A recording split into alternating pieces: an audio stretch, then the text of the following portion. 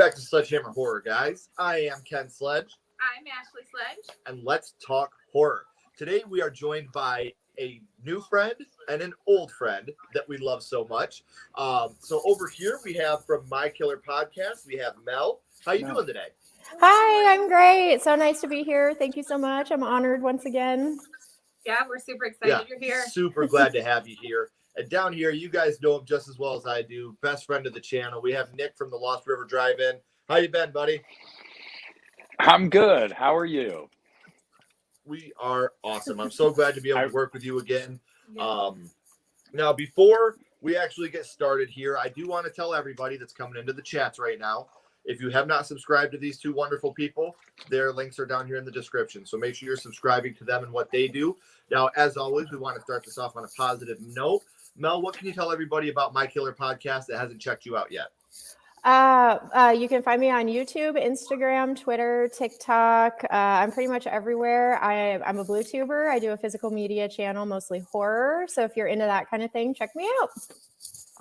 Yeah, absolutely. And Nick, what about you? I have not ventured into many different spaces yet. I have the channel, Instagram, and Twitter, pretty much all the Lost River Drive-In. I'm a Halloween guy, as you guys can see from the backdrop behind me. I don't even try to hide it. I'm unashamed.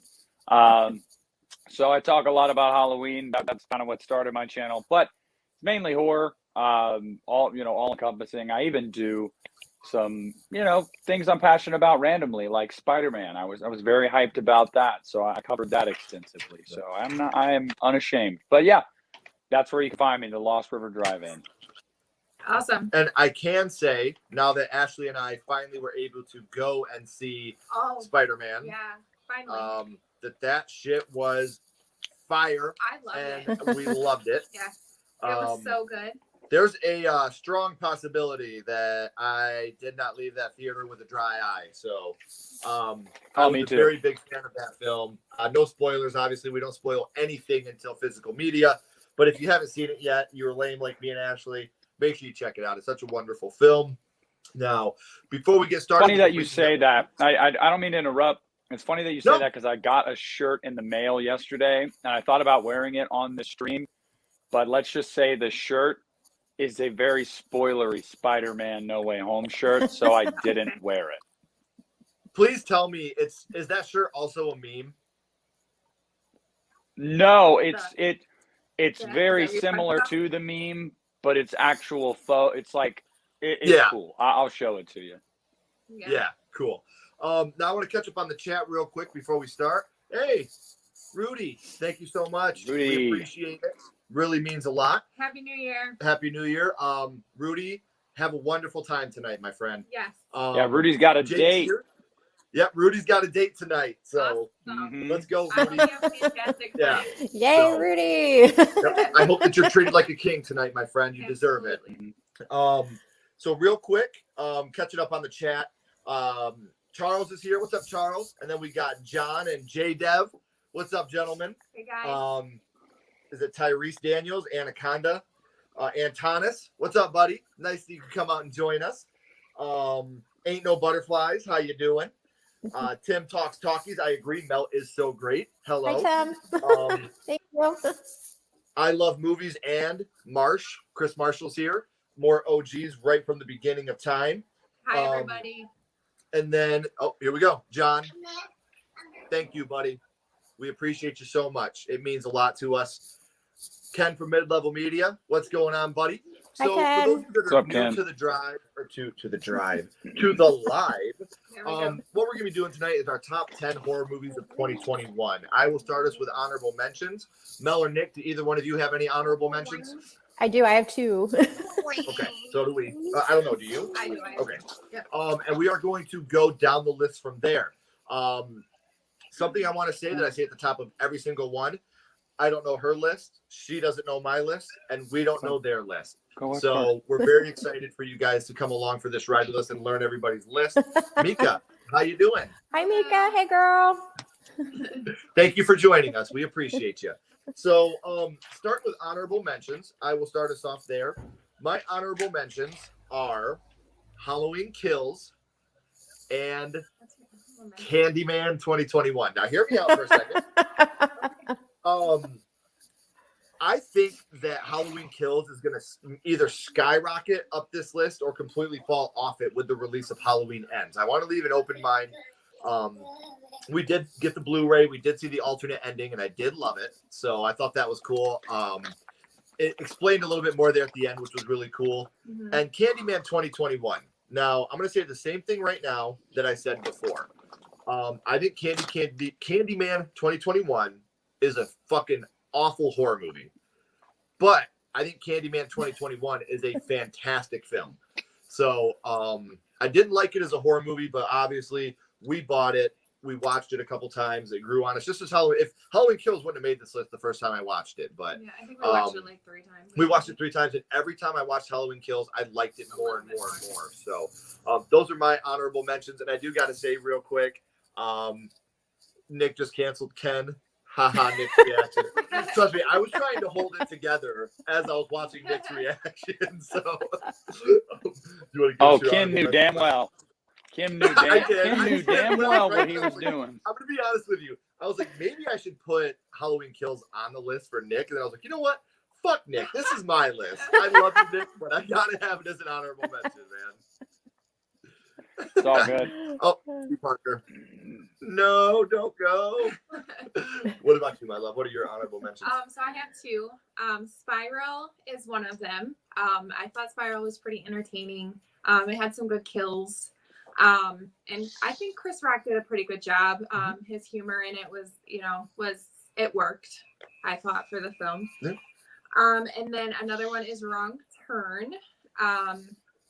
Also some really cool deaths. And it was a pretty enjoyable movie. Yeah. So yeah. And some of our friends are in that movie. They are. Yeah. So I kind of go into Wrong Turn with rose-colored lens because we have friends that are in that movie. Got So the dad goggles on. yeah, I do. They can't do no Right. wrong. Yeah. So, Mel, you want to give us your honorable mentions? Yeah, I'm really nervous about my list. I feel like it's going to be wildly different than everyone else's. That's awesome. That makes it even better. Yeah, absolutely. So just cancel me already, okay? Just cancel me right now. It'll be fine. It'll be okay. My first honorable mention is Black Friday. I really liked that movie. It was good comedic cheese, and that's how I like my horror, as most people who watch me know. Yeah. And it has that hunk of man Devin Sawa in it too. Yes, it does. And Bruce Campbell. Yeah. He's old, but I still love him. He can't do no wrong in my eyes. He's great. And then my second one is Censor. This movie, I didn't love it at first, but after watching it again, it grew on me a little bit. But I mean, it's out there. It's a little different, but Censor. It's definitely unique. Censor. Yeah. You know how you get from her point of view and censoring film. I agree with you. I think it was a good film. It was that really slow bummed that neither descent one of into our honorable madness mentions made thing. it on my list, to be honest. Black Friday. I'm really. I forgot about Black Friday. So did to I. be honest with you, Yeah. or it probably would have made my list because I did enjoy that movie. So did I. Yeah, What about fun. you, Nick? How you starting us with honorables? None. I don't have don't any? want to be a Debbie Downer. There's 2 reasons for that. One, there's some horror that I did not watch last year. There's a movie that I know is probably going to be on some, if not all of your lists, that I have not seen, The Night House. I've heard great things about it. I have not seen Last Night in Soho. Haven't seen Antlers. So, when I actually did my list, I was like, wow, I only saw like maybe 20 horror, not even 20 horror movies last year. So it was interesting. And even my number 10 is one that I had enjoyment in, but like 10 and 9, just looking at it, which by the way, I wrote it on an envelope because I couldn't find any paper anywhere. But even 10 and 9, they're movies that, like, in a normal year probably that was filled with horror, they wouldn't have made the list. But they made the list because I felt, there were some I didn't see and I was underwhelmed by some. So I don't have any honorable mentions. Okay. Fair enough. Then before we get to your number 10, love, let's catch up on the chat. And I should have said this at the beginning, guys, as always, chat along with us. We will never make you pay to chat. I appreciate your super chats. Every time we make goes back into the channel, but you don't have to pay. We're always going to catch up with the chat. I promise. So Jake says Wrong Turn 2021. We totally agree. Boomer, excited evening all, or good evening all, excited for this. I really enjoyed Wrong Turn, but to be fair, it's my first Wrong Turn. You can stop there, T. Parker. Yeah, you can just leave it right there. Yes, Bruce Campbell forever. Gotta love Bruce. Hope Psycho Gorman got some love tonight. Possibly. Bruce is the man. Killer Mel, let's get squishy. Antlers top 3 Thanks, of Cal. 2021. Possibly. What's up, Johnny? 2021 was a bad year for horror. The entire 2020s, actually. That's fair, but I will say that my top 3, I love. Yeah. My top I would 3. agree with that. For me, the horror movies of 2021 is a big blur. I thought Wrong Turn came out in 2020. So did we. Yep, that's right. Happy New Year, my friend. And thank you guys, everybody, for joining. All right. So as always, we will go through our list. And as we go through, we will stop as we go and catch up with the chat in between every number. So, my love, would you like to start us off with number 10? Number 10 is Don't Breathe 2. I was on the edge of my seat like the first one with this movie. I thought the fight scenes were pretty good. The acting, most of the actors were good. And when you find out like the twist of it, it really just pisses you off. And yeah I like that movie. So did I. I liked it a lot. What about you, Mel? What comes in at number 10 for you? So I'm a physical media geek, so I'm going to be doing this. Awesome. Werewolves Within. This movie was just super fun, and I love werewolf movies. So I was super excited when it came out. I just grabbed it up right away, and I've watched it like 4 times now. Really? Nice. I haven't seen that one. No, we haven't seen that. I know it was. Me neither. Wasn't that specifically to Shudder? I don't think so. See, I thought that was a Shudder original, but I could be wrong. There was one time in the 90s I was wrong, so it could happen. Yeah, no, I don't think it's a Shudder original, but it is a horror comedy. So Okay. We love that. Yeah, we need to check that one. Yeah, we will definitely check it out. You want to give your number 10, Nick? Yeah. So surprisingly, and I know this is not a popular opinion, number 10 is Wrong Turn.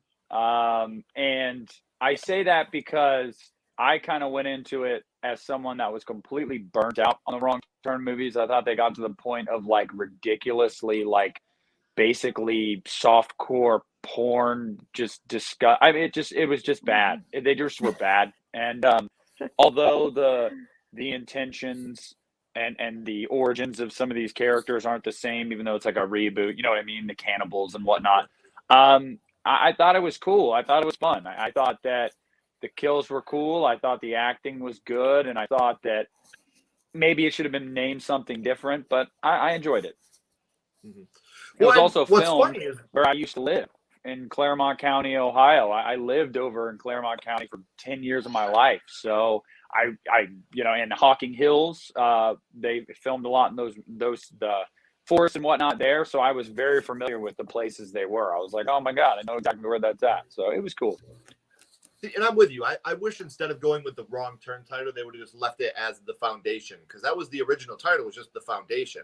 And then they threw the Wrong Turn onto it. So I wish they would have kept it there at just The Foundation.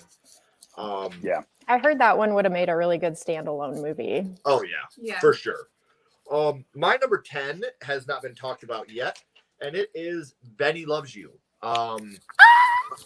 I really enjoy Benny Loves You. I think Benny Loves You is a lot of fun. It's not a great movie by any stretch of the imagination, but it is so fun. I love all the actors in it. I thought they did a great job. And the puppet looks so good. Benny looks so good throughout the movie. And they use such little CG on this film, and it's a lot of practical puppetry. So I thought that was a lot of fun. So number 10 for me is Benny Loves You. Mel, before you give us your number 9, let me catch up on the chat real quick. It Ain't No Butterflies, number 1 of last year's was Last Night in Soho. Hey, Art, what's going on, buddy? Glad you could join us. Malignant, anyone? Very possible. Yeah, I've seen a small amount of 2021 horror. I'll try to use some of the stuff tonight as recommendations. I did flip and love Malignant. Me too. Same. 2021 was pretty great. There's a bunch of great stuff out there. That's pretty low for Don't Breathe 2. Yeah, who's that Sledgehammer horror guy hating in the chat? Malignant was a wild ride. I still haven't seen Don't Breathe 2 yet. Art, I strongly recommend it. That's a good one. My favorite horror movie from 2021 was Candyman. That's fair, Antonis. Yeah, Don't Breathe 2 was good, but nowhere near the first. Can't believe people like it better than the first. Sorry, Kel. Halloween Kills was my favorite in 2021. Rose Within looks good. Give me. Oh, give me. God, I'm such an old man. Give me. Snow Hollow Vibes was the trailer. Werewolves Within does a great job of mixing comedy and horror, which the best movies do. My Killer Podcast, Physical Media is Life.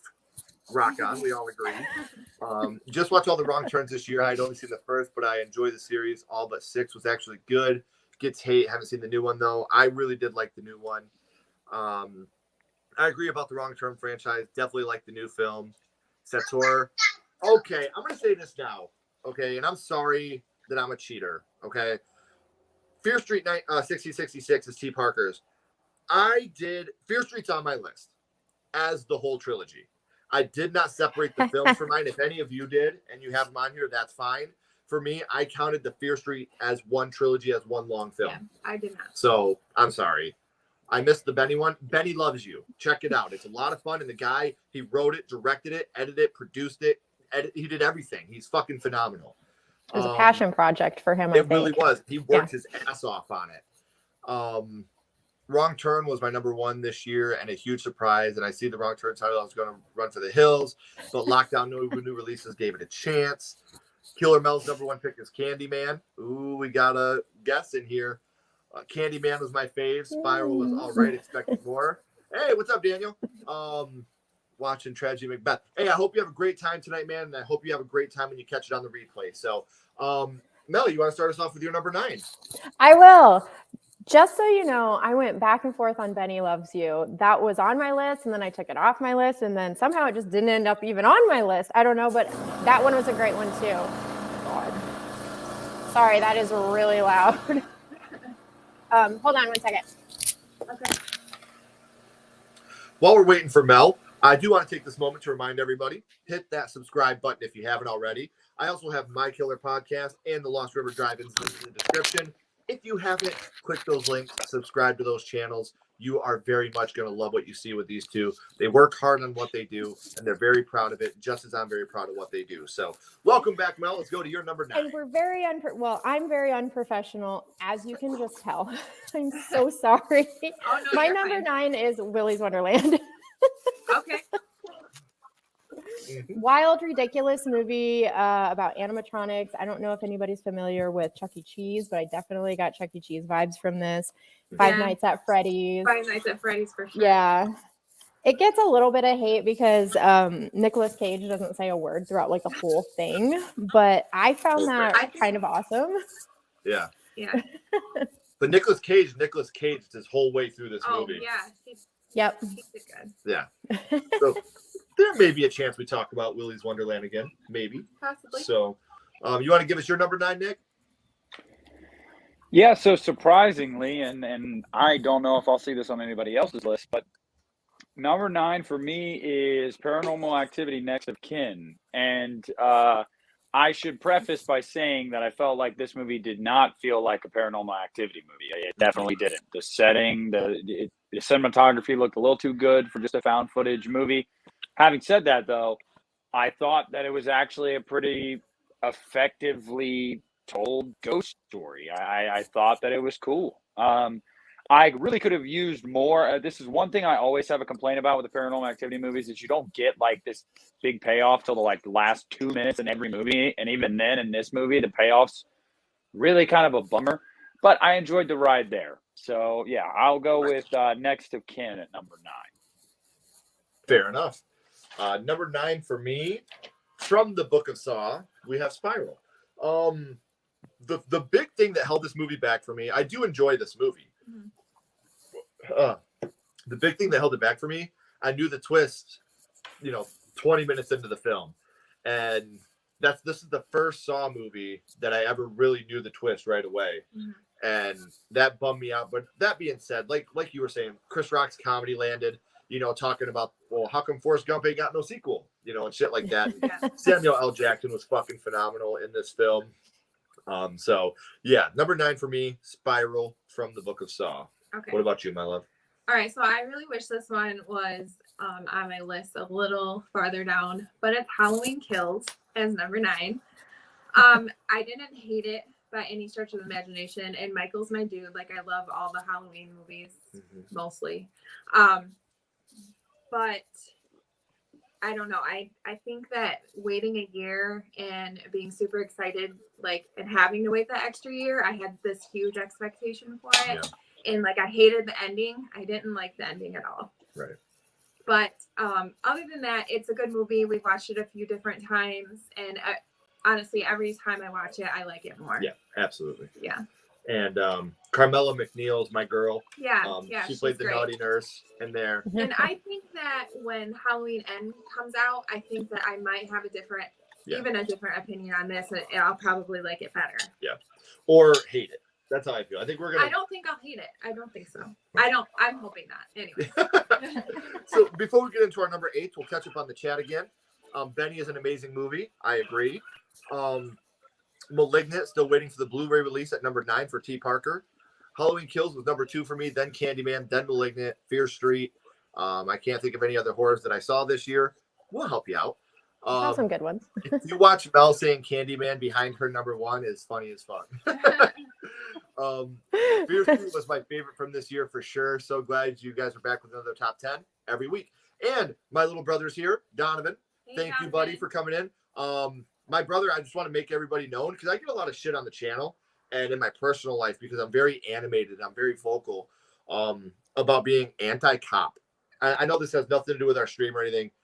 My little brother's a police officer, and I love my little brother, and he puts his life on the line, and I'm tired of hearing that I am anti-cop. I'm not. I'm so proud of my brother. I'm so proud of the boys in blue that are good and do the job right, which my brother does. So I had to throw that out there real quick because I get real tired of hearing that shit just because I have an opinion. We're proud of you, Donovan. Very much. My sister-in-law is here as well, Ashley. Hi, Ashley.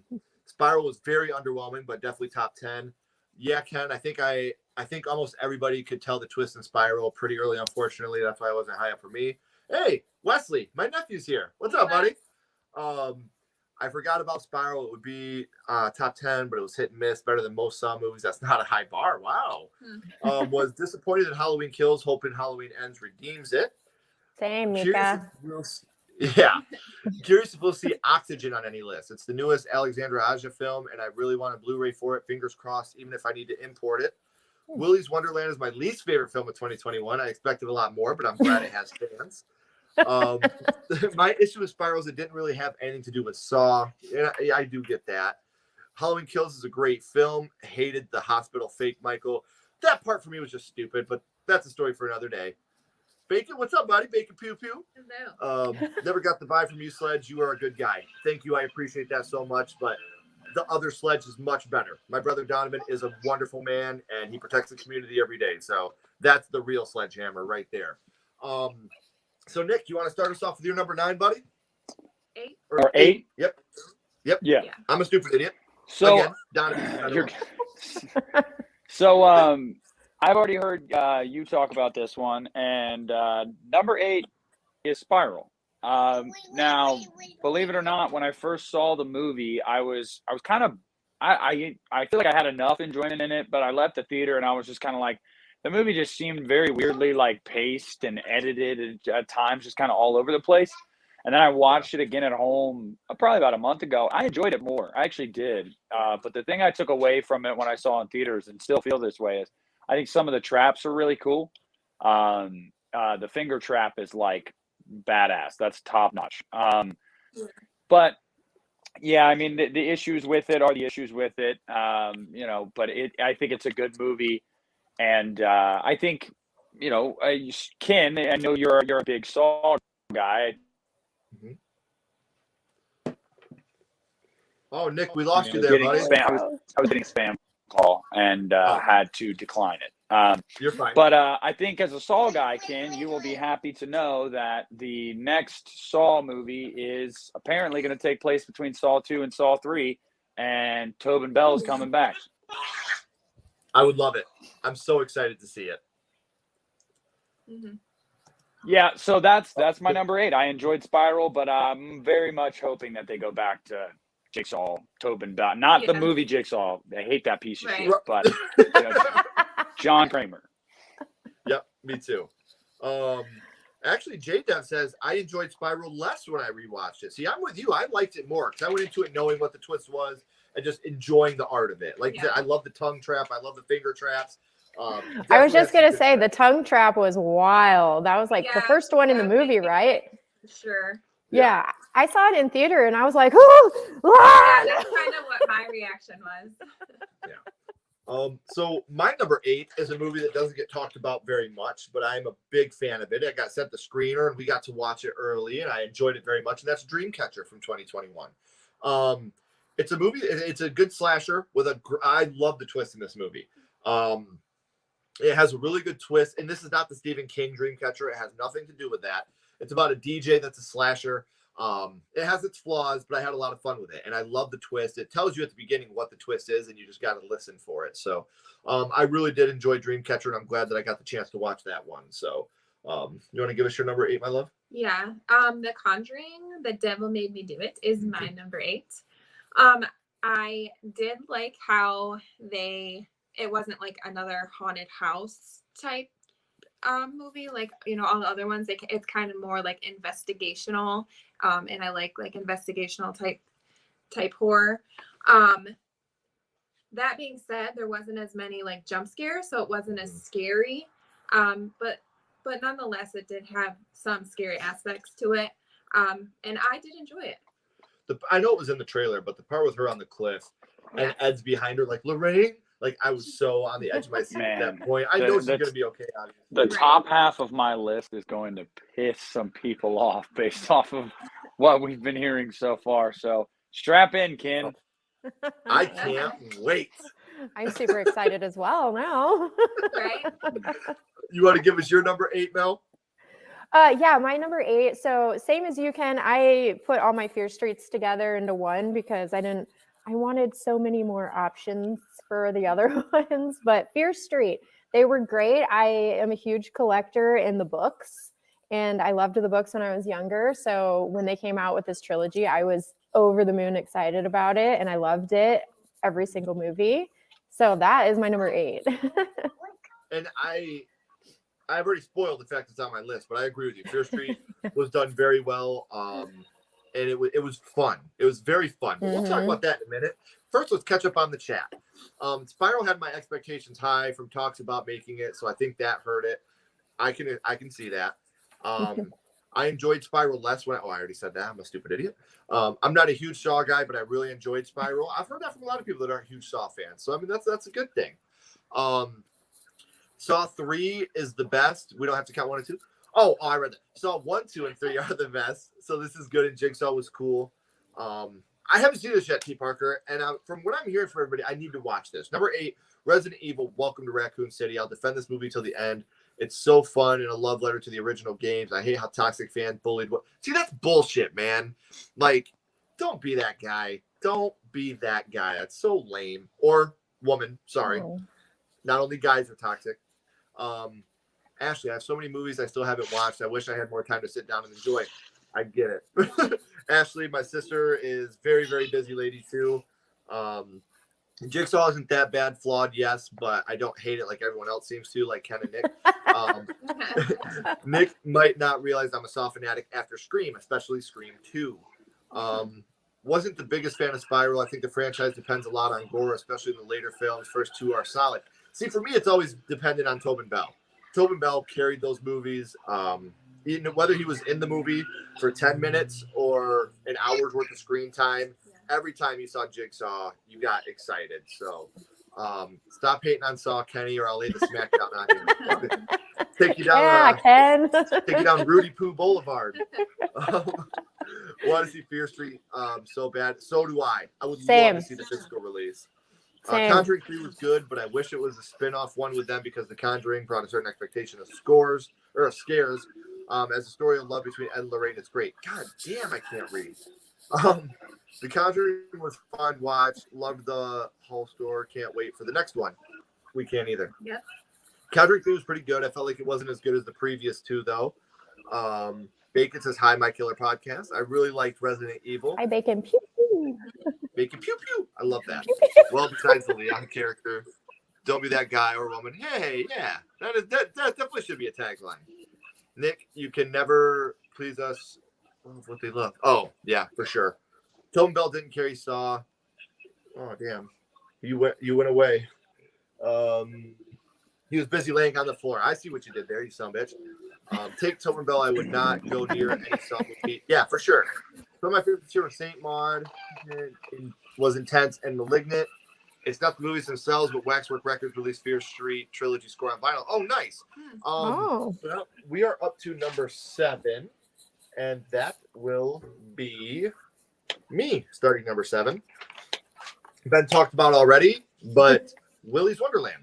I did also enjoy Willy's Wonderland a lot. I thought it was a lot of fun, and I will forever now, for the rest of my life, when I play pinball, play like this. So, I was a big fan of it. We enjoyed it very much. You were talking about Chuck E. Cheese. Everybody in the Midwest knows Chuck E. Cheese or Major Magics. That was for 4 kids. Yeah, Major Magics. My mom took me to. Me too. That was my birthday party. Yeah, you knew that the poor kids went to Major Magics because the other kids that we invited weren't allowed to go there. Right. Oh, you got birthday party. Oh, Major Magics. Ooh. It's a little dirty. Yeah, it's fine. But I did like Willy's Wonderland a lot. The gore was good. The teams were good in it. Nicolas Cage was Nicolas Cage. So yeah, for me, it goes to Willy's Wonderland. What about you, my love? Number 7 is A Quiet Place 2, which was released in 2021. It was supposed to be released in 20, but it didn't happen. I did like the beginning scene, how like action-packed it was, and how you kind of got some of the backstory of like the monsters and stuff. And it had me on the edge of my seat, some of the parts, like when they're locked in that like the safe and they didn't have any oxygen. So yeah. Oh yeah, that was definitely anxiety. Yeah, for sure. I went crazy over that baby. I was like, no, not the baby. I know. But yeah, that is my number 7. All right. Mel, you want to give us yours? My number 7 is Antlers.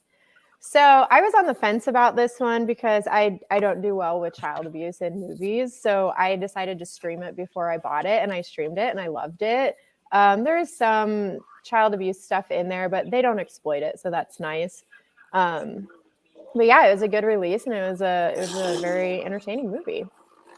Yeah, I agree. I think they have it number 7 for crime. Okay. What about you, Nick? What comes in at number 7 for you, buddy? So I didn't do what you did, and I guess you could have, and I totally see you doing that.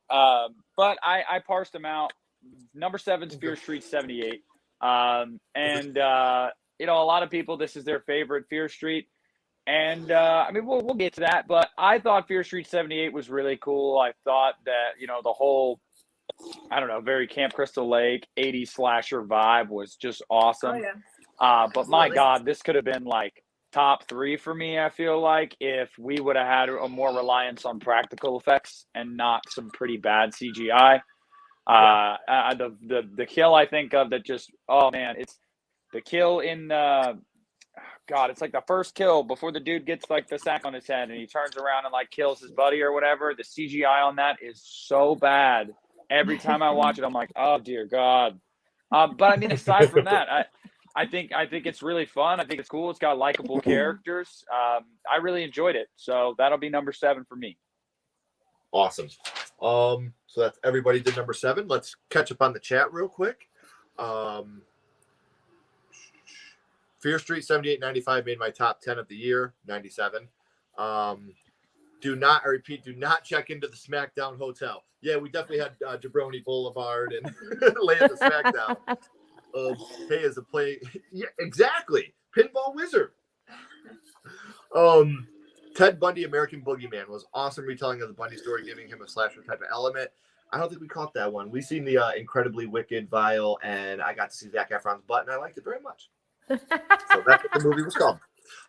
Willy's Wonderland I bought purely because it was like $3 still to watch. It sounds cheesy as can be, but it sounds like a shut your brain off popcorn movie. It is so much fun, guys. Yeah. I mean, like, if you go into Willy's Wonderland looking for a fucking award-winning masterpiece, you're gonna hate it. Mhm. But like you said, if you go into it just looking for something fun to enjoy, you'll really, really like it. You'll have a good time with it. I agree.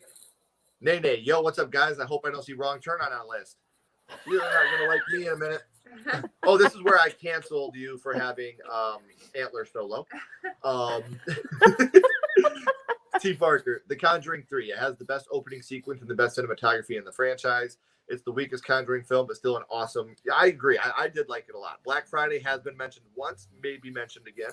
Got really you. Need to pick up Antlers. Didn't make it to the store since it came out. Maybe I'll grab it this Sunday. Do it. We need to get the Blu-ray because I need to watch the special features and the commentary on this. A Quiet Place 2, I forgot about it, would be number 4 for me. Just watched Antlers, really good. I agree. Really enjoyed Antlers. Fear Street 78 is my favorite in the trilogy. That's why it's in the top 5. Antlers was fun. Lucky he had the Chen to see it in the cinema. We saw it in cinema. We did. Yeah, it was definitely good. Spiral isn't on anyone's list. That was a rough watch. Ali, you came in late for good reason. You're a funny guy, Mike. We'll have to catch the replay. Wanted to say hello. Hi, Pops. I hope you enjoy the replay, my friend, and I hope you have a great time. Zac Efron's version was good. Didn't show enough of the crimes played out. I thought you were butt. Yeah, we could have used more butt too. More So, effort. yeah. Okay, I'm trying to get rid of that one. We'll get rid of that one anyway. I don't Speaking know. of butts. Yeah. Without clothing. All right. You said you wanted butts. Yeah, for sure. Well, have fun at work. Hit me up on DMs, and hopefully you can catch the replay and catch out the rest of our list. Have a good night. So let's do this real quick. I'm gonna delete this person. I'm sorry about that. All right, so that's done. So we are now up to our number 6, and it's your turn to start, my love. So 6 was Willy's Wonderland for me. Oh, yay. I really enjoyed that movie. It was fun. It was a very fun movie. And I felt like some of the animatronics. I thought they were kind of creepy and scary looking. So, and I liked the fact that he didn't say anything. I thought that just made it even funnier. For honestly. sure. So, It also drug out the suspense because the whole time you're like, what's he going to say when he finally says something? And he doesn't. He doesn't. What's his epic one-liner going to be? Yeah. For sure. So, yeah, you're waiting for him like Michael. She was sitting at the TV like Dr. Sartain talking to Michael, like, say something! Say something, Nicholas! You Love wanna that. give us yours, Mel? Yeah, I was actually really worried when Willy's Wonderland wasn't going to make it on anybody's list. So I am super excited about this. So my next one is The Stylist. This one was great. It was filmed in Kansas, so it's kind of close, and it was just kind of one of those creepy movies. I don't even want to say it was a slow descent into madness because the main chick was already crazy as hell, but it was just super awkward and cringeworthy through the whole thing. It was hard to even look away because you were like, what is she doing? Jill Gavargazian, the one that wrote and directed that, did such a phenomenal job. She did. It was amazing. Woman, and she did. I can't, praise her enough. Jill is phenomenal, and I've had the opportunity and the pleasure to work with her, and she's very intelligent, very smart, and I'm so honored for all the good things that are coming her way. So good on you for having The Stylist on your list. Great choice. I liked it quite a bit. It was creepy as hell, and I loved that. And I actually watched your interview with her, so you guys check out that one because it was really good. She's great.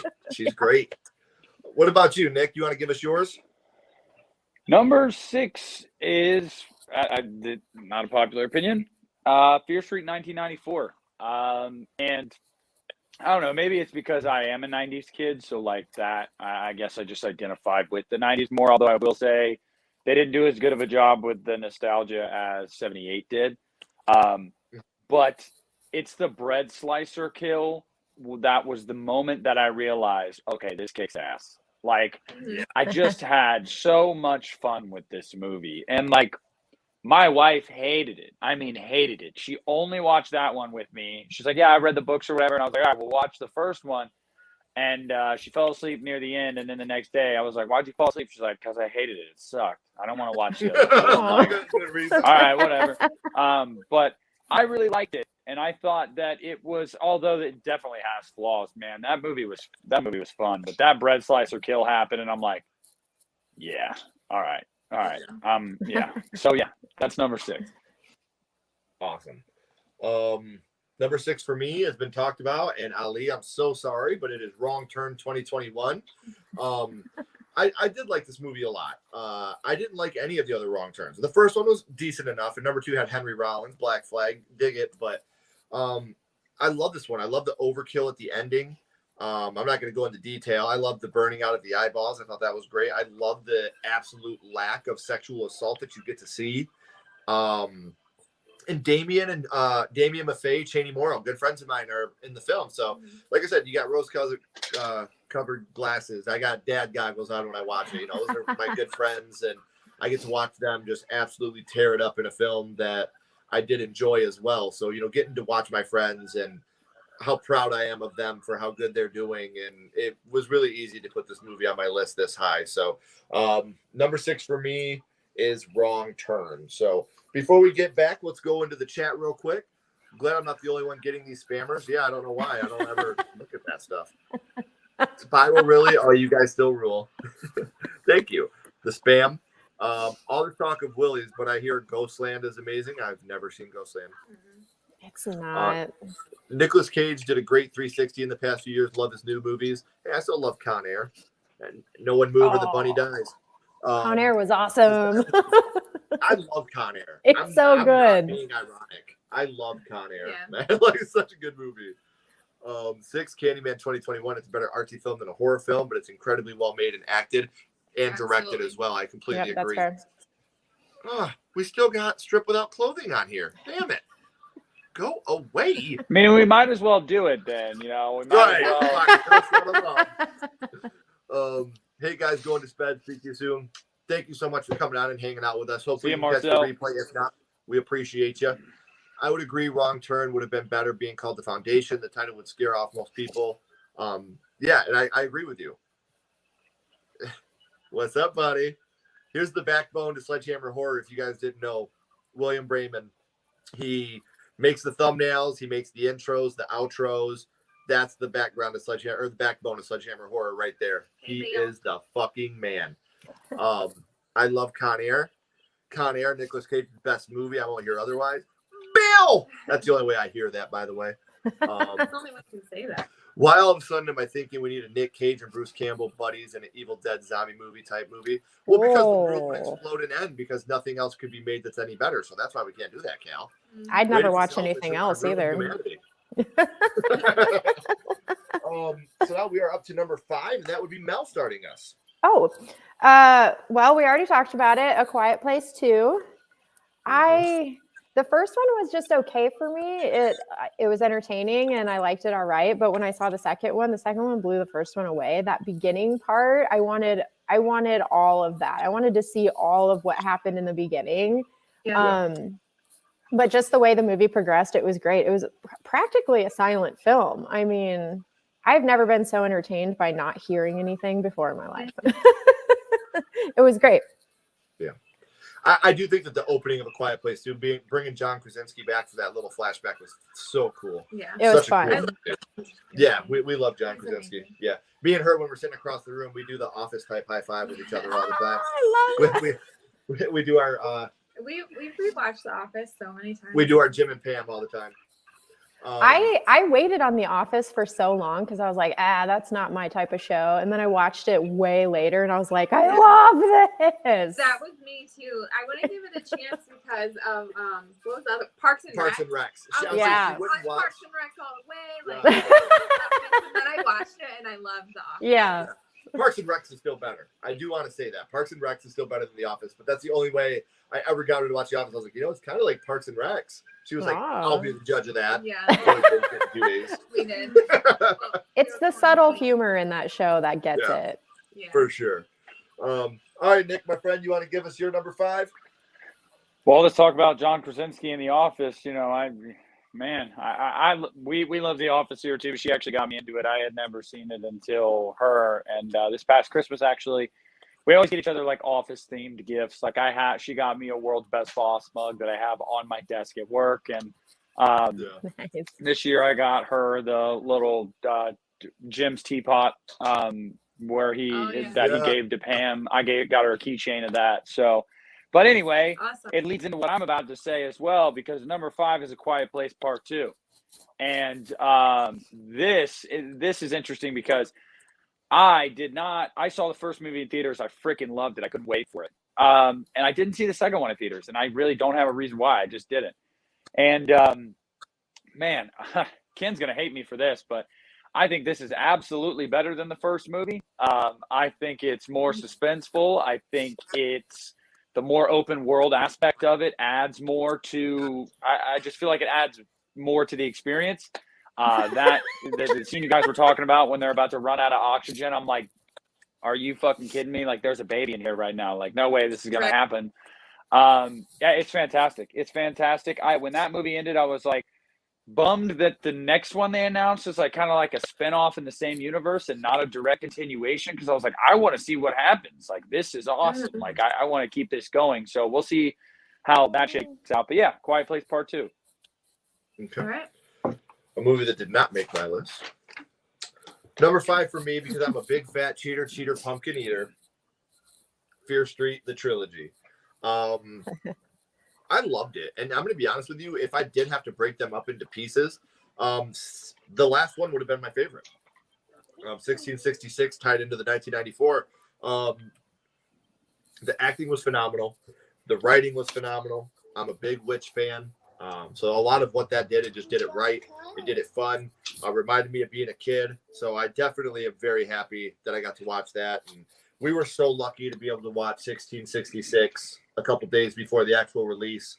And I was so giddy about it. I was so excited about it. So coming in at number 5 for me is the Fear Street trilogy. You know, Ken, there's something that might be like semi-blasphemous and might surprise you. But I actually still have not seen 1666. Dude, it's the best one. I really haven't. It's good. It's for me, but It is goes. good. I'm going to tell you this because you got 1994 on your list. 1666 ties back into 1994. It's 1666 is like half in 1666 and half in 1994. So the title's very misleading on that. Oh, okay, well then, yeah, 94 was my favorite one, so I definitely do need to check it out then. But yeah, this is going to make you like 94 even more.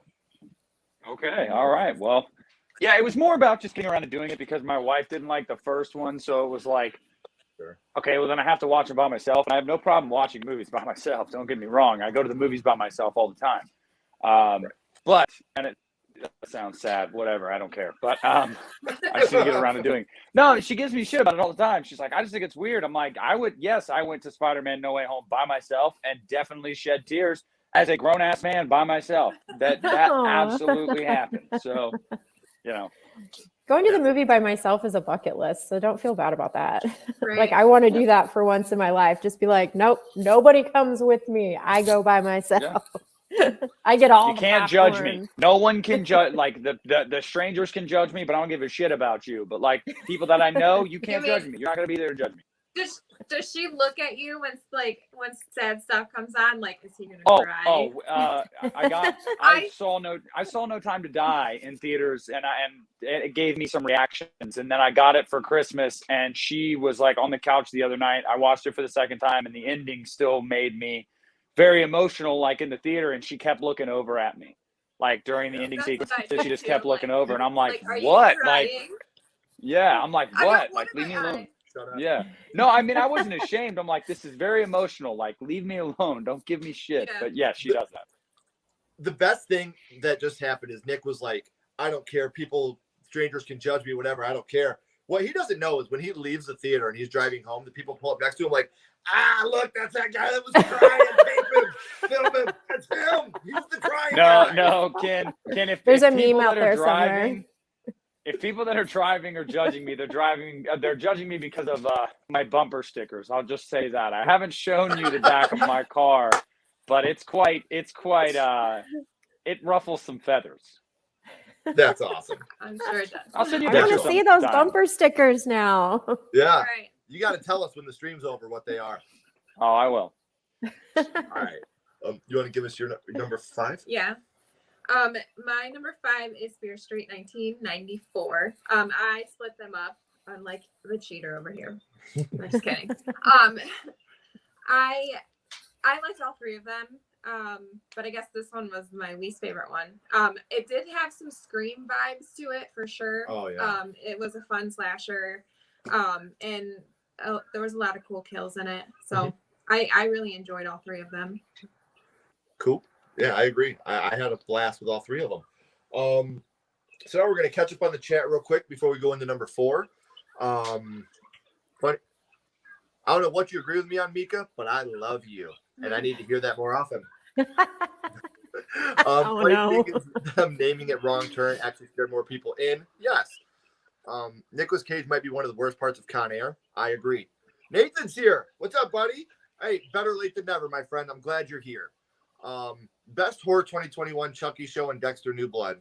See, okay, I tried, and he was like, "No, it's got to be a movie." I was like, "Oh, okay, come on." It was very hard for me to leave Chucky off, but we were doing movies. But I agree with you. I think I like Chucky. Chucky, if I was doing it, would probably be at number 4. My top 3, I think I actually enjoyed more than Chucky. And you guys know how much of a fucking Chucky fanatic I am. So, great choice, My Killer Podcast. What, to come on here? I agree. Con Air top 2, Face Off. You're Rock. welcome. Gosh, Sean Connery in The Rock is so good too. The first Quiet Place was my favorite theater experience. I wasn't allowed to go see that in the theater. Well, he's an old man, and he's like, it's gonna be quiet, and there's gonna be people. They're gonna be crinkling their candy wrappers, and kids are gonna be loud, and we're not gonna hear anything. I know I've said this before, but I'm not kidding. I'm the guy. I'll get up out of my seat and I'll go sit next to the people and be like, "Oh, your conversation must be super important, so let's fucking hear what you got to say." And then I'll point at Ashley. I'll be like, "You see that girl? I've been married to her for 17 years, and I have 3 kids. You know how much this means to me to get out of my fucking house? Shut the fuck up." So I couldn't imagine The Quiet Place. Dexter the New Blood is the best. Fear Street 78, number 5 for T. Parker. It is a great standalone. Unpopular take, didn't like Jim on The Office. He was too sarcastic and downcast Dwight and Michael all day because Dwight and Michael suck. No, I'm just kidding, buddy. Halloween Michael Kills is Scott. in the top 10 slot for 2021. Well, I haven't heard it from Nick or Mel yet, so it may be on there. JDev TV all the way, bro. I was late a few years ago on The Office, and man, it looked terrible, but yeah, it's so good. Oh yeah. Definitely so good. Hey, Wade, what's going on, buddy? Thanks for coming in. I just saw Wade's toy collection over at Excelsior, and that was awesome, man. I love it. Quiet Place 2 was my favorite of 2021. I want to watch Titans. I heard great things about it. I used to go to the movies by myself every Tuesday morning, early bird special before the pandemic. That's fucking legit. Mm-hmm. Titan. Okay, there we go. No, Titani. I don't know how to say it, man. I'm the Titanic's brother. Titan. I say Titan, Titan. but I've heard it Okay. 3 different ways too. I'm going to see Scream 5 next week alone. Never be ashamed to go to the movies alone, and never be ashamed to call it Scream 5 because that's what it should be called. Yeah. I've never cried during a movie, but nearly shit my pants watching Blair Witch in 99. Yes, dude, I totally agree. I cry at every movie. I'm like Jim Carrey and Jeff Daniels in Dumb and Dumber when they're crying at the car commercial. Like, that's me. I cry at everything, and she laughs at me. Because I don't. I mean, I cry at some things, but I don't cry at everything. It takes a lot to make me cry, for sure. Yeah, I cry at fucking everything. Some might say you split them up to fill your list, and that's cheating. I got your back, Kenzie. Cal knows what time it is. Hey, now, you don't have to have his back. Chucky and Supernatural were the best. Can't wait to watch it, Mika. Was going to, but now I think is the one time to watch. Was going to, but now think it was a one-time watch. I think maybe Titan, yeah. Yeah. Watch out Same. for the final cut in 2022. A film I'm in. Oh, awesome. Wait, that's super cool, man. Keep us updated on that. I'd love to watch it. I'm going to be heading out to watch the movie collection battle, but this has been great. Thank you so much for stopping in. We Bye, appreciate Tim. you. Thank you. Fun fact, Quiet Place was written as a Twilight Zone movie, then rebranded. That's fucking awesome. I cried during The Unforgivable on Netflix recently. I have not seen that yet. So now we are up to number 4, and starting us off will be the beautiful Nick. I did not think you were going to say my name after that, but here we are. So number 4 is one that I had a very weird relationship with. And that is The Conjuring, The Devil Made Me Do It. The Conjuring and The Conjuring 2 are still 2 of the greatest theater experiences I've ever had, and some of my favorite horror movies ever. I think that they're just incredible ghost stories, and I think they're terrifying as hell. And so I was very hyped up for this one, but it wasn't James Wan. So I was like, I know it's not going to be the same. Don't set myself up with too high of expectations. Saw it opening night. It wasn't my return to the theater. But it was, I had just started going back to the theater again, and I really liked it. But I couldn't help but walk away and go, man, that just was not scary. And, I watched it again when we went to Hawaii. Thank God they had TVs on the back of every seat, and they gave us headphones, and they had all these movies you could choose from. And I was like, I don't know if I can watch this again. So I watched it again, and I walked away feeling the same way. But, even more so, I doubled down on my love for Patrick Wilson and Vera Farmiga in this movie. This is their best performance as Ed and Lorraine. They carry this movie. Like, in the first 2 movies, you had these families that were carrying the movies. In this one, it seems like the family is the side story. Ed and Lorraine are the main story. And I love that. I think it has the best story of all 3 movies. I think it looks great. It scored great, all that. The only problem is it's just not very scary. But I love The Conjuring 3. It's a fantastic movie. I hope they continue on with these movies. Yep. Same. Absolutely. Number 4 for me has been talked about already, and that is Don't Breathe 2.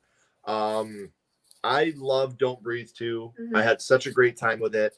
What I love about this movie, I don't want to say it without getting spoilery, it didn't make you love Stephen Lang's character, the old man from part 1. It didn't make you love or sympathize or empathize with him the way I thought it was going to. And that was something I was really worried about when I went into this movie, was the fact that I thought they were going to try to empathize and sympathize with him, but they didn't.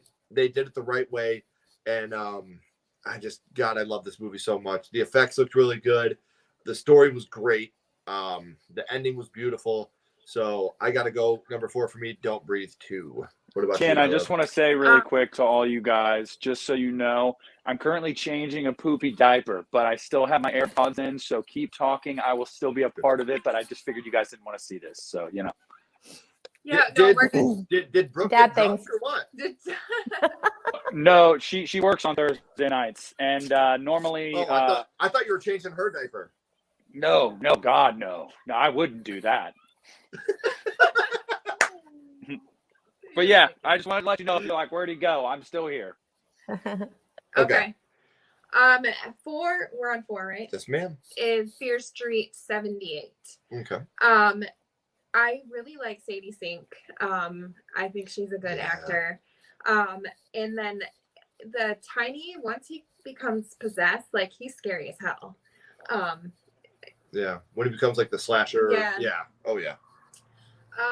And it was fun. This one is like the mid for me. So I know that the next one.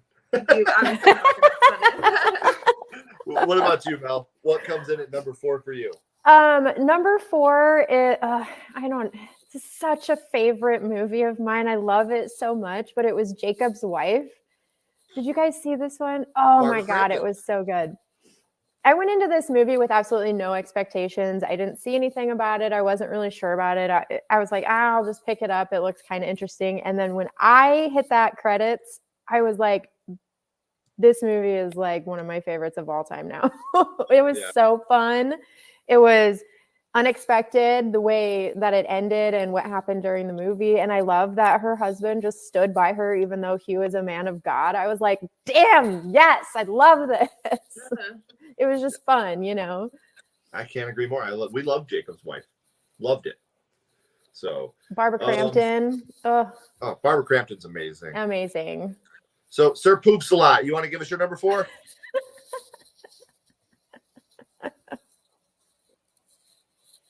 Hey, I already did The Conjuring, remember?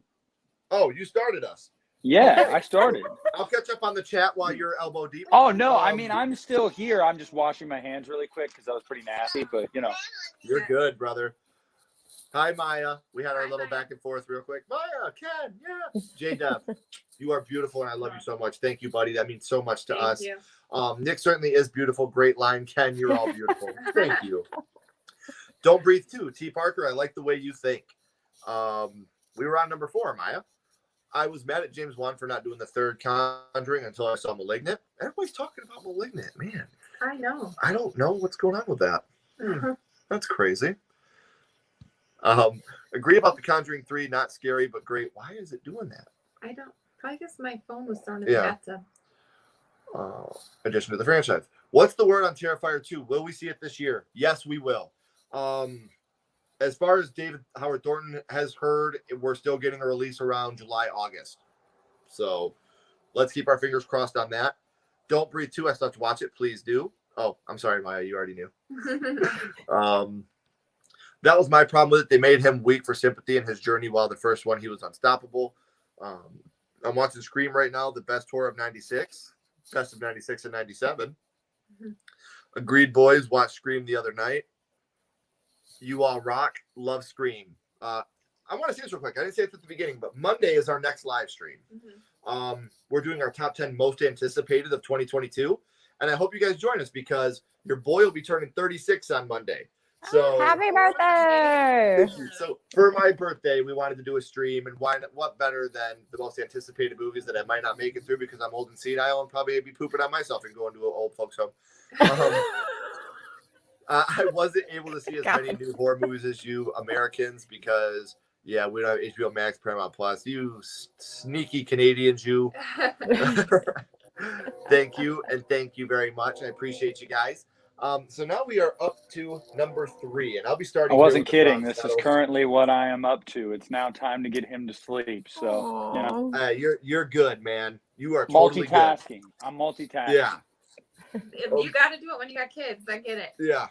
So number 3 for me, I haven't heard talked about yet. I haven't heard it mentioned in the comments yet. And while this is my 3rd favorite, I think this was probably the best horror movie that was made in 2021. And that is the Slumber Party Massacre remake. I didn't see that one. I forgot about that movie. This movie genuinely made me laugh, genuinely made me jump. And the only problem I have with this movie is some of the dialogue is way too on the nose. Way too on the nose with it. You know, a girl and a boy are fighting, and she's like, "You can't say that. That's misogynistic." And he's like, "Oh, you're right." Like, it's just like some of the dialogue was a little on the nose, but it was genuinely funny. Like, I'm telling you, like, there were parts we had to pause it because we were genuinely laughing so hard. And now I know your guys' secret. Like, you guys have pillow fights just like women do. Yeah, boys have pillow fights when we have sleepovers, apparently. Look, there's a part. All right, so yeah, we definitely have before. It happens every now and then. That's the only thing I do. Most of the time, though, it's not pillows that we're hitting each other with. Usually, it's shit that's a lot harder that hurts. But we throw stuff at each other. Yeah, fly swatters. Right. Yeah. With each other. Yeah. But there's a part where they're trying to get their car fixed, and the girl's talking to the mechanic, and the mechanic's like, "Well, I could probably get you the part tomorrow," and she's like, "What about now?" He's like, "I don't see how that's going to help me get your part any faster." It was, and they have a lot of throwbacks to the original. So if you guys haven't seen it, and I don't know if it's been released on physical media yet, we watched. I think it's coming, and it was so good. I think it was the best movie made this year. Just my 2 in front of it, or I liked a little bit more. I enjoyed a little more. So number 3 for me was the Slumber Party Massacre remake.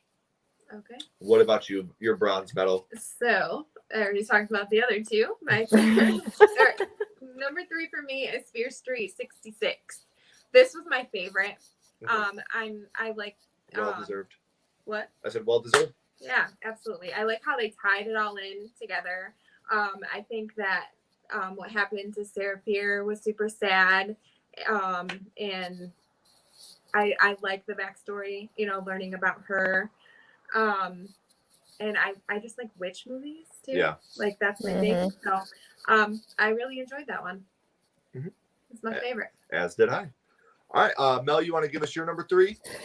Yes. Okay. So my number 3 is The Night House. Sorry, but this one just had to be on the list. It was a complete surprise for me. I loved where they took it at the end because I was not expecting that.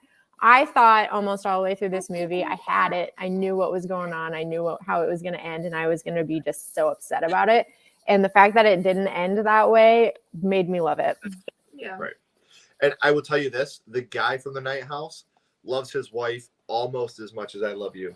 He's close. I think that's what made it so great for me was because I was like, damn, that is love, man. You're thinking the worst of him the whole time, and then remember, Nick hasn't seen it. Oh. But I'm sorry, but I will say when you have horror movies that are super romantic and lovey, like Candyman, Hellraiser, The Night House, I'm a sucker for them. When you get The Conjuring, that was what was great about The Conjuring too. So totally agree with you guys. What about you, Nick? Number 3 for you, buddy. Well, I was going to say really quick, first of all, I mean, I owe Ashley one anyway because I spoiled the death of Karen and Halloween Kills by accident. You totally did. And I wasn't even mad at you. I was mad at him. I was like, why do you have that on? We just got over this fight. Yeah, no. You just brought it back. You're sleeping on the couch again tonight. Yeah. I'm going to say in my defense, he told me, call me as soon as you get out of the theater and tell me your thoughts. Yeah, so I called him right there, and I didn't know it was happening until it was done, and I was like, "You So I apologize for that, but that leads into my number 3, which is Halloween Kills.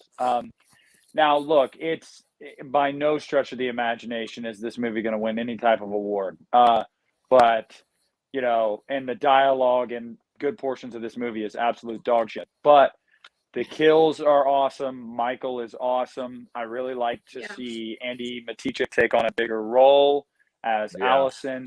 I loved Judy Greer in this movie. Loved the fact that we didn't get a ton of Laurie, and I think that what we did get of Laurie was important. I don't think it was like just totally like, oh, here's Jamie Lee Curtis. Like, no, she actually served more of a purpose, I think, this time around. I just loved the movie, man. I really, really did. I think it's a fun time.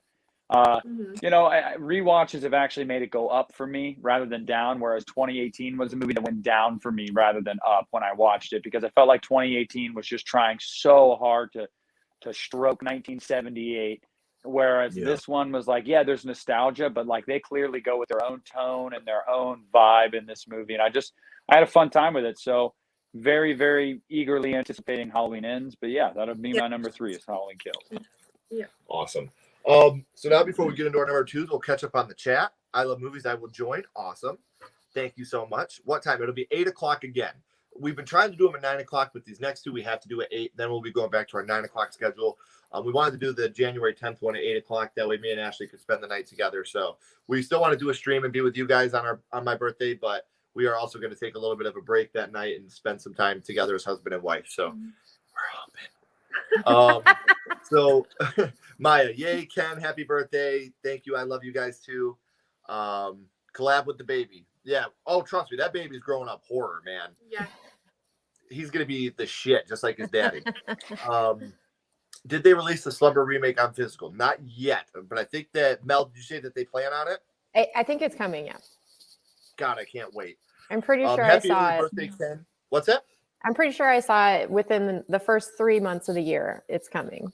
It deserves it. It's so good, guys. Just turned 25 yesterday. Hey, happy birthday, T. Hey, happy belated birthday, T. Parker. Birthday, buddy.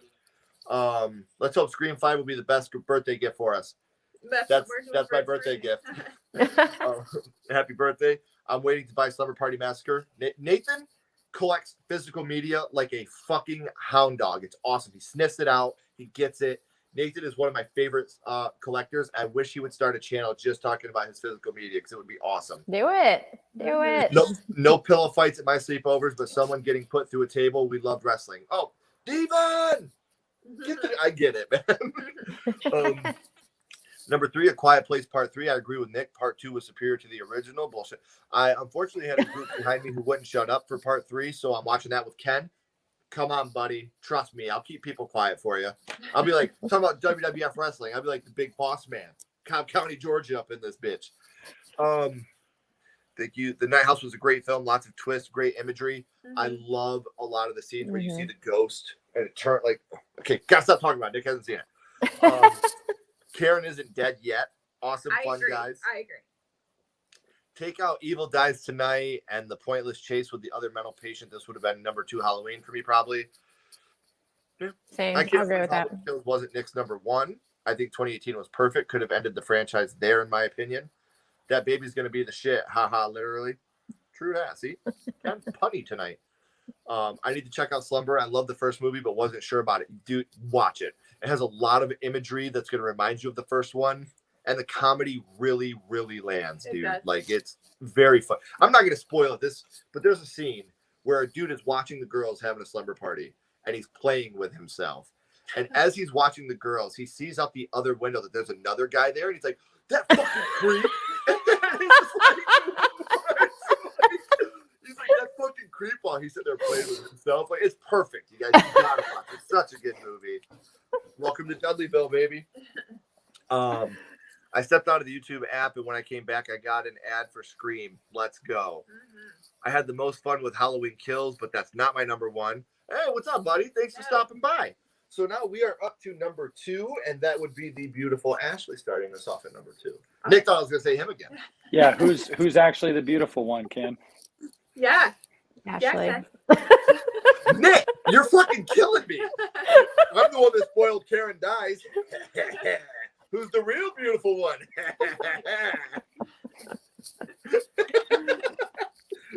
I'm not trying to ruffle feathers. Number 2 is Malignant. I really enjoyed this movie. And I honestly didn't see the twist coming at all. I talked about this movie in a lot of my lists. I really had a lot of fun with it. Yeah. And I really like the shot, like the bird's eye shot where she's running through the house. And you're like looking down at her. I think that's so fucking cool looking. Yeah, I really enjoyed Malignant. Yeah, very good movie. I haven't talked about it yet. I wonder why. You want to give us yours, Mel? This one could have easily been my number 1 as well. I flip-flopped them a couple times. Nobody's talked about it yet, but it's Psycho Goreman. This is my jam right here. If there was a kind of movie that I would love, it would be this one. Cheesy B horror comedy. I loved it. When it came out, I was like, yes, finally. It got a lot of hate because people went into it not knowing what it was and, you know, that kind of thing. But it was great. I loved it. A lot of people liked it. And again, I'm really glad you liked it. I would never hope that somebody's art would get shit on, but it just wasn't for me. I wanted to like it, but I just couldn't get into it. You want to give us your number 2, Nick? Number 2 is going to be Malignant.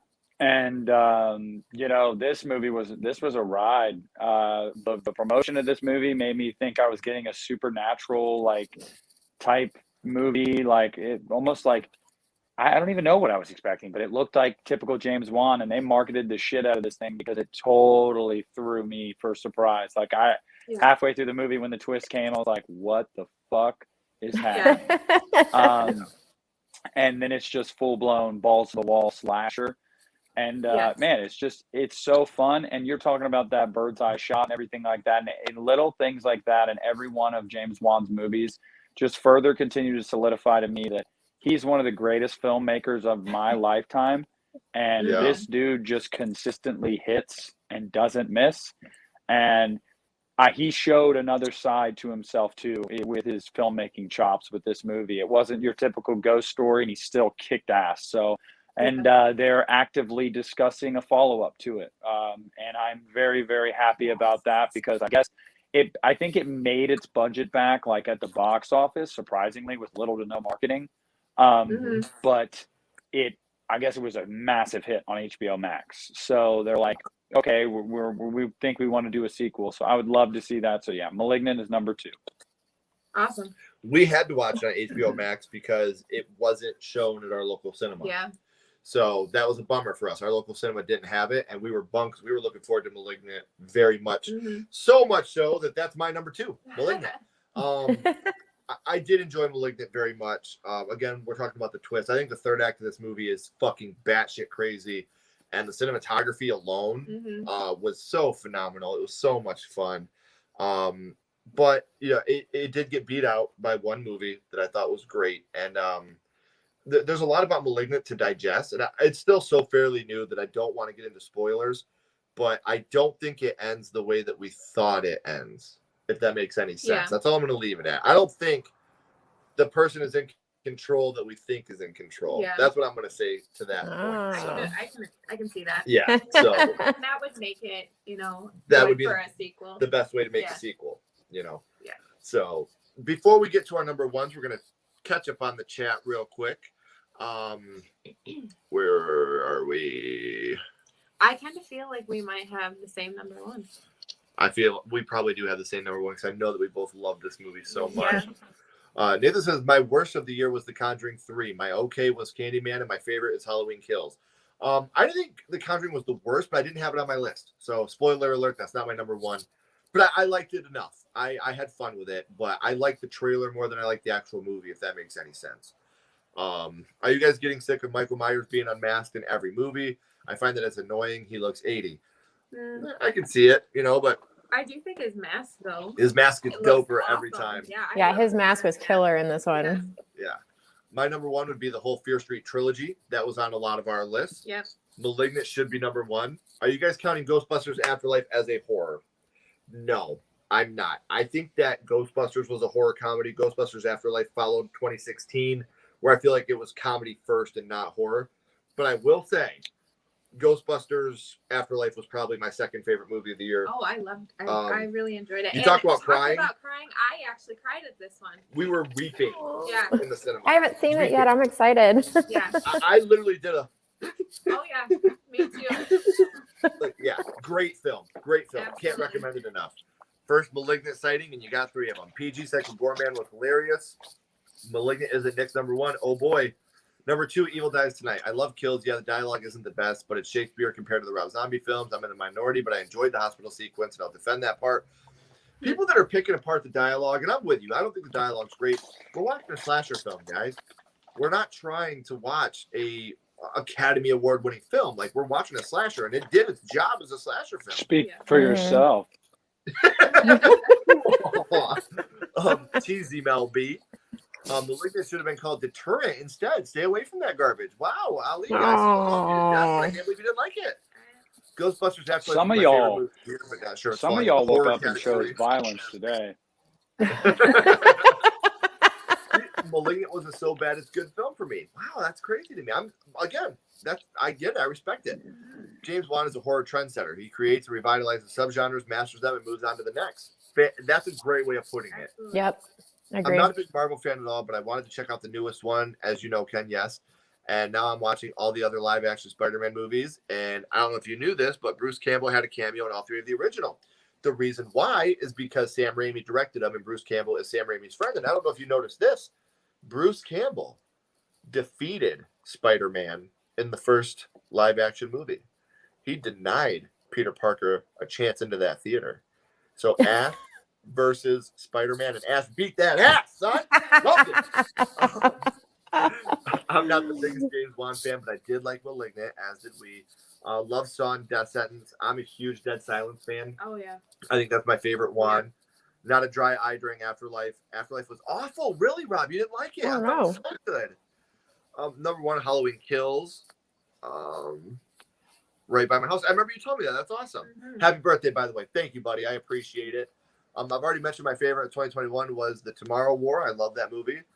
That was the second one. And yes, Sam Raimi is so versatile. Damn, it was the second one. Whatever. Well, either way, he beat his ass.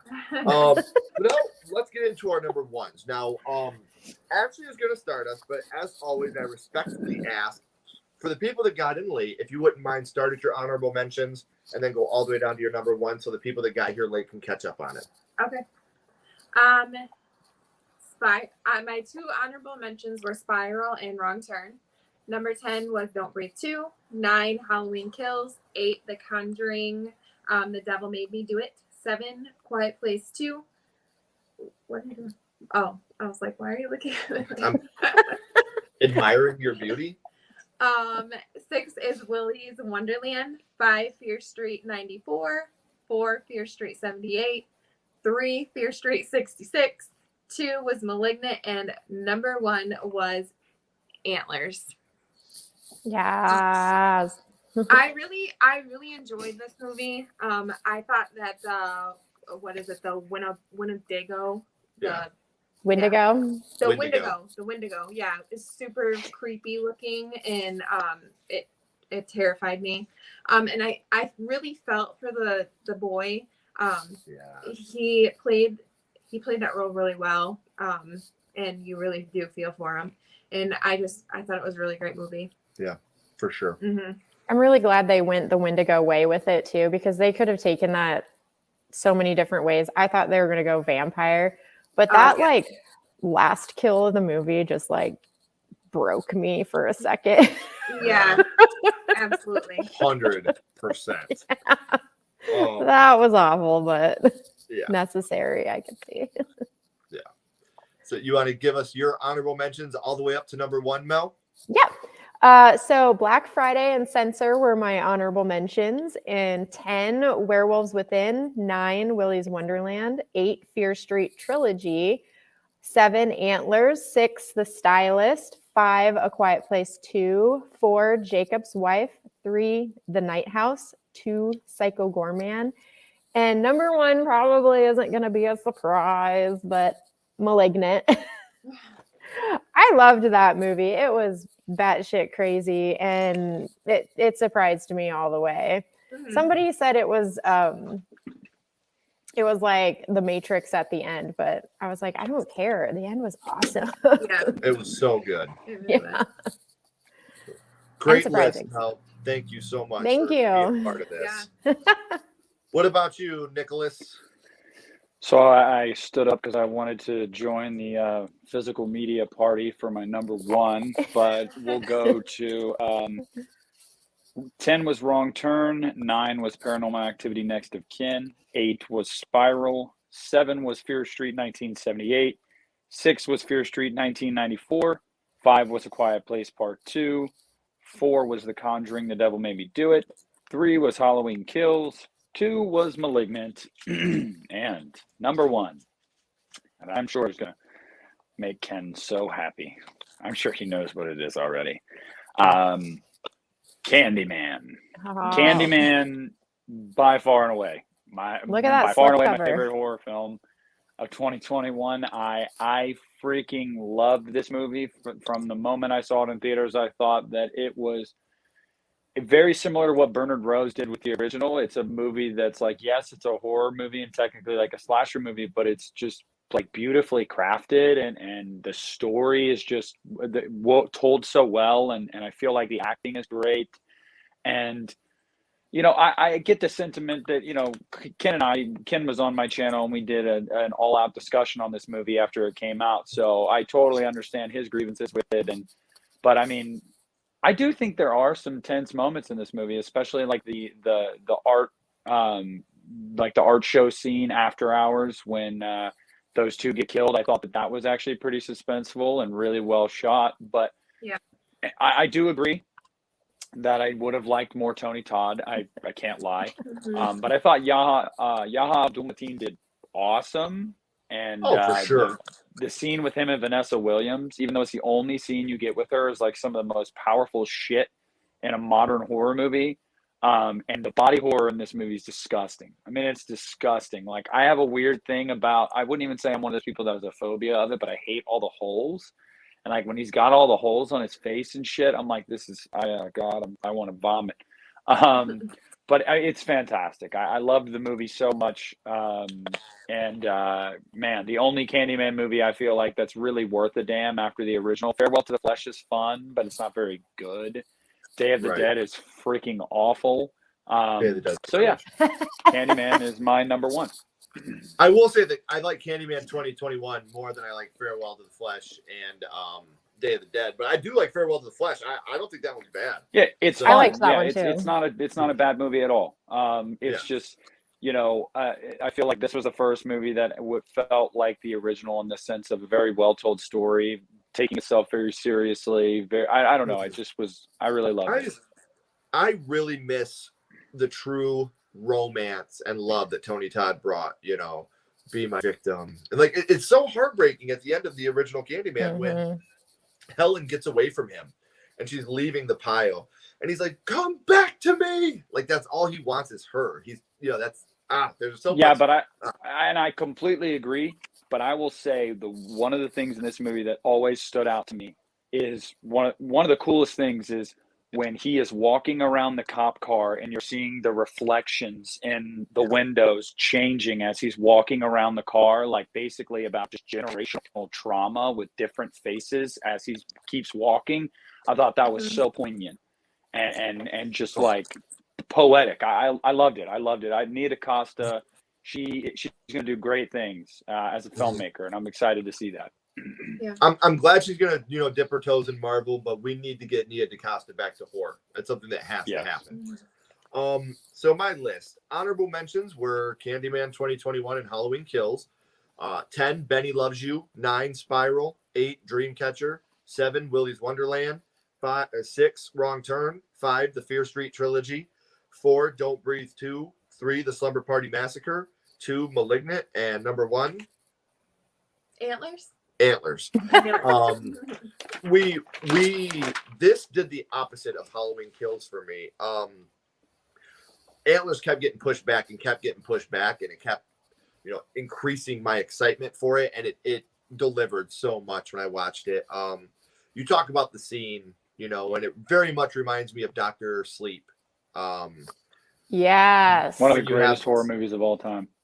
I love that one as well. But the scene really reminds me of Dr. Sleep, and that scene you get there and it's uncomfortable, but the movie's so well acted, and the Wendigo is such an amazing villain. And to watch again, I'm not going to be spoilery because the movie's so new. It is out on physical media, so I don't feel I haven't bad, seen it. but- I have not seen it. Yeah. Oh, okay. Well, that's why it's not your number one. The Wendigo is a great character, and for those of you that don't know, the Wendigo is also responsible for all the happenings in Pet Cemetery. Yep. So, yeah. Which the new movie coming out this year is going to explore the Wendigo, and I'm very excited for that. The new Pet Cemetery. Good. I'm not excited about it. They did Pet Cemetery dirty in that remake. They did. Ugh. But when you go to Antlers, it's a horror movie. It's a love story, a familial love story, and it's real. Look, I get it's hard to say that a movie about a Wendigo taking people is real, but these characters seem like real people. Like you feel, And you really feel for them. every single character in this movie is relatable and enjoyable, even the bullies. Yeah. You relate to them and you understand where they're coming from to a point. And I do want to say this, because Ashley knows very for sure that this is not a lie. This is no bullshit. This is not lip service. I don't jump at movies. It doesn't happen.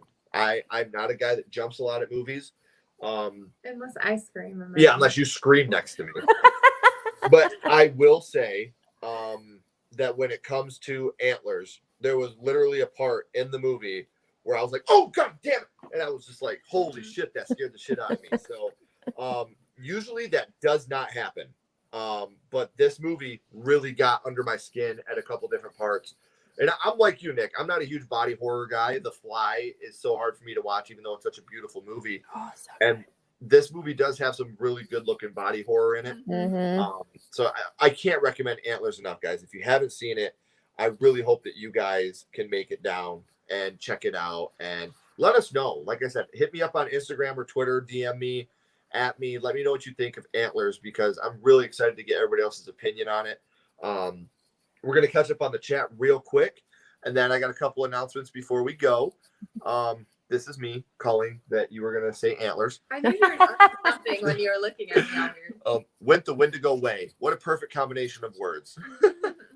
I rarely watch newer horror, but everyone says good things about Antlers. You all sold me. Ali, please hit me up after you watch it. And let me know what you think. Even if you hit me up, you're like, Ken, you suck, you son of a bitch. Let me know what you think. So I really think you'll enjoy it. My number one was the Fear Street trilogy. Reminded me a lot of Scream. Yeah. Last Night in Soho. I haven't seen that one either, so I really got to watch this movie. I wanted to watch that before this stream, but it's not out, and it was $20 to rent, and I was like, no, because I felt like that probably would have made the list, you know? Yeah. I've heard a lot of really good things. Next of Kin, I never thought of that. That was awesome. I did like the way that Next of Kin went. That Paranormal Activity, how they went to look for. Man, I'm not gonna spoil it. Yeah. Candyman at number 1. Darth Vader voice. No. I agree, mid-level. I really liked Candyman. Don't get me wrong. It's no 92 Candyman, but it was a tragic story. And I will say this: upon a rewatch, I liked it more than I did the first time I seen it. When I first left that theater, I was fucking furious. Like I was livid. But rewatching it and going into it with the open mind of not looking at it as a horror movie, just looking at it as a straight good movie with great cinematography, wonderful direction, fantastic acting. I enjoyed it a whole lot more on a second watch. So I mean, one thing I've always said about this movie since I saw it, although I'm a Halloween guy and I really enjoyed Halloween Kills, a movie like Halloween Kills doesn't really have anything to say. Candyman had a lot to say. And I don't know. I like that. I do like that. Now, I'm not talking about messaging being shoved down your throat, people. I don't need anyone in the chat like, keep that out of my movies. No, the story has something to say. So, not only that, but listen, I respect it if you don't want messages in your horror movies. It's been happening since Night of the Living Dead, 1968, guys. You can even go back farther and say The Fly from 58 had a huge social message about technology and how technology was going wrong and we were moving too fast. So it's always been there. But the good thing about horror movies is they can be a horror movie first with a message. You don't have to listen to the message, just watch it for the movie. So if it's done well, you don't notice the message. You only notice it when the movie's not good. Yep, exactly. People Under the Stairs. Great example. Love People Under the Love Great example. that movie. It probably would have cost too much to have Tony Todd any longer since they had to de-age him. I think that's the big thing. A lot of it was CGI de-aging him. But another thing I did love about that is when you finally get him tell everyone. That did make my hair stand up. Got goosebumps, right? I will say that this is one of the only movies I've ever seen where I was like, man, I wish that was about 20 minutes longer because it got way too condensed at the end. But yeah, the ending got rushed really bad on that one, I felt like. I can also say I've never, ever wanted someone to die in a movie more than that last police officer in Candyman 2021. Yeah. We literally, in cinema, when shit went down, the whole theater, and I'm the old man, and I was leading it. I was up there like the guy. Claps from this side. Fuck that guy. Candyman 21 had some great moments, all trash talk aside. I totally get why you'd like it. It was beautiful, and I thought it was scarier than the original. No way, Maya. But it felt non-cohesive mess, and God, it was beautiful. It is wrong. It was great. I did think it was beautiful. Candyman 2 is decent. 3 is dog shit. 2021 was far from flawless, but an upgrade on 2 and 3. The ending was rushed. We agree. Candyman is a good choice. I like what they did with the story.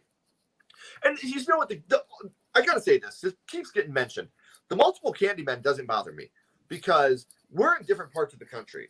And what I may know as an urban legend may not be the exact same story that Nick's heard or that Mel's heard. We may all have different versions of what a Candyman is and a different story of who. Maybe the roots are the same, but the plant that sprouted is a completely different plant for all three of us. So I don't mind the idea of different Candymen because Candyman, especially with Candyman, it's always talked about how it's oppression that's brought it to, you know, and I'm not going to get too preachy, but I don't hate the idea of multiple Candymen. There, I'll say that.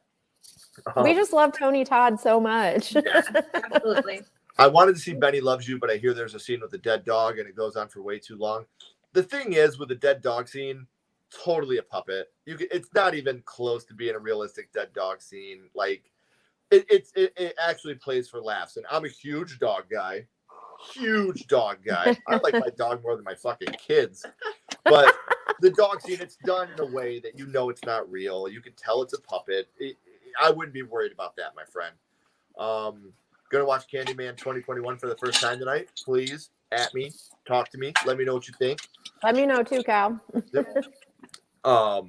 I'm doing laundry while watching. I just put away my Scream shirt, subliminal messaging, and maybe I want to wear it this time. I will tell you this, guys. I'm not going to say too much, but I have two very good friends of mine that just watched Scream tonight.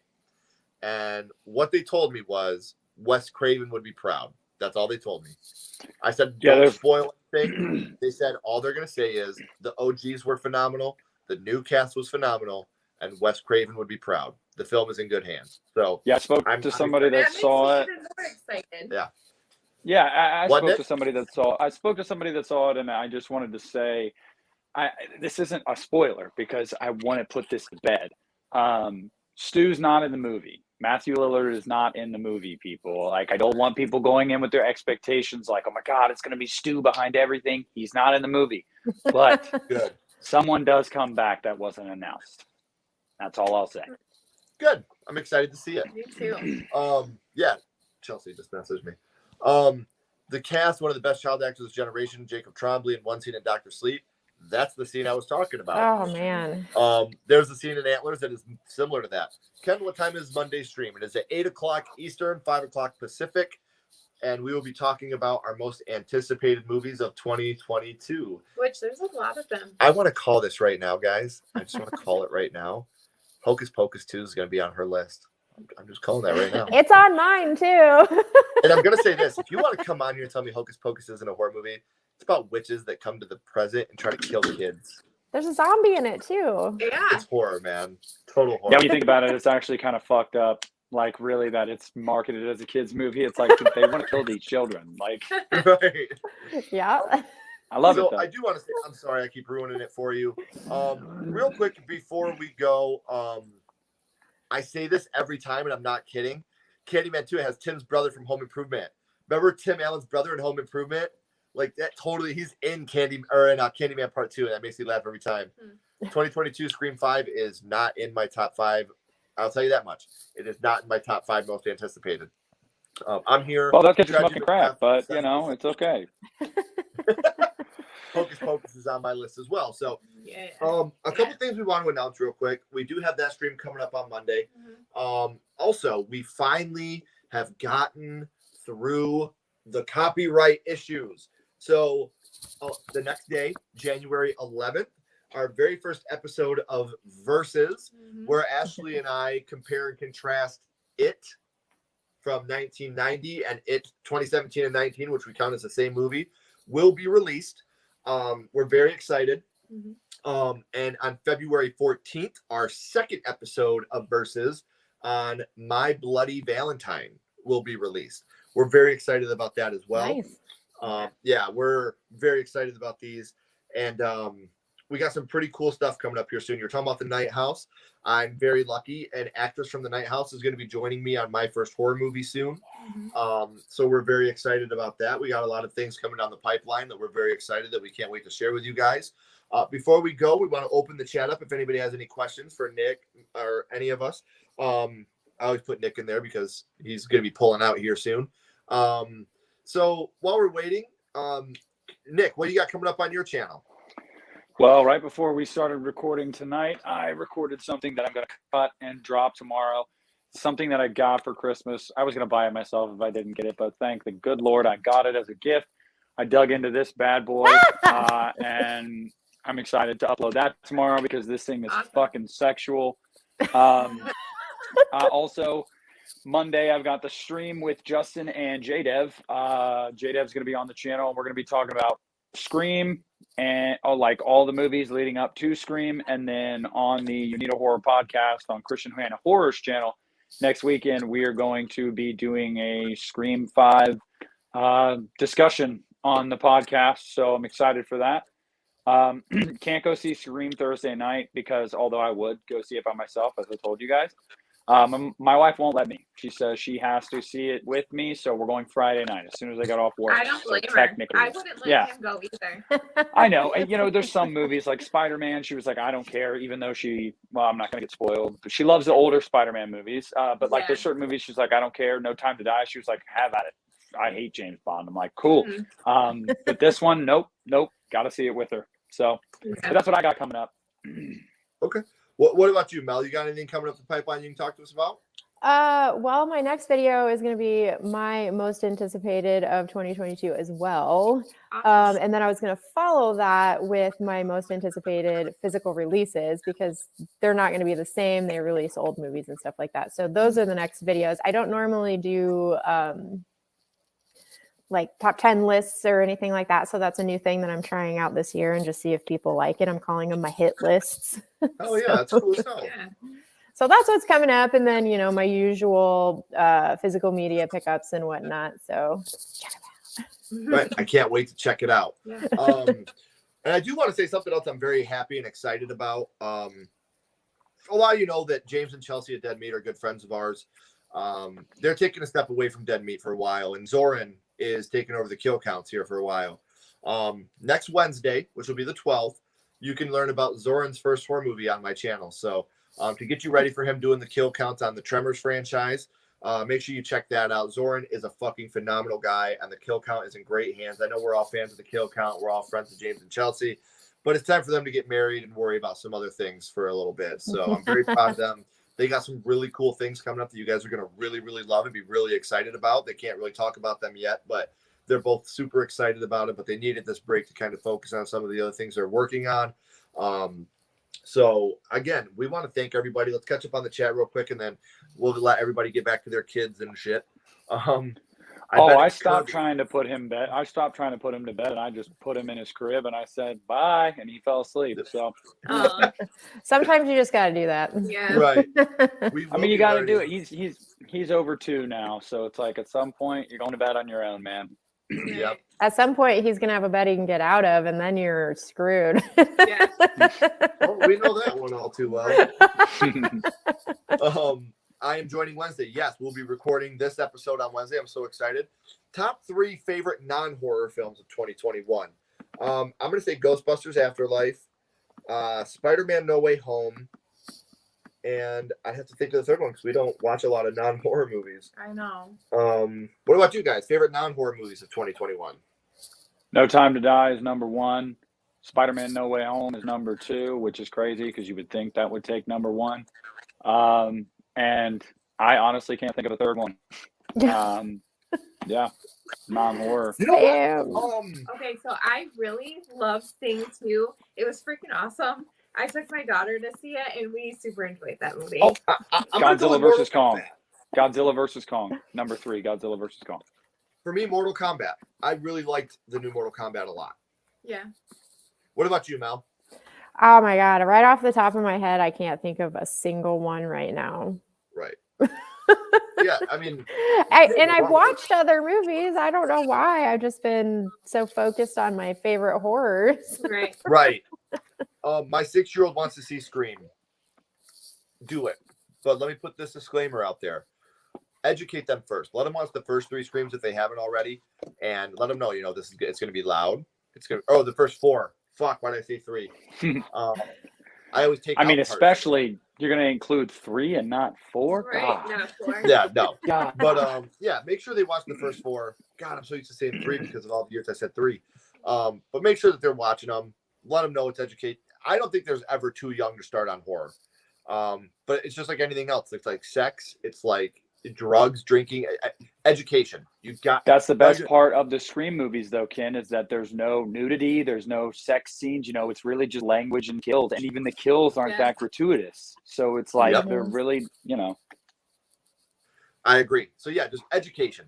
I think it's a great idea to take your kids if they want to see horror. Take them, but educate them the differences between right and wrong. Absolutely. Like always. All 3 of ours love horror. Don't Even our 2-year-old kill people. is into horror. I can tell you this. No, you are not the only one excited for Orphan First Kill. No, I'm super Let me see a excited. trailer first.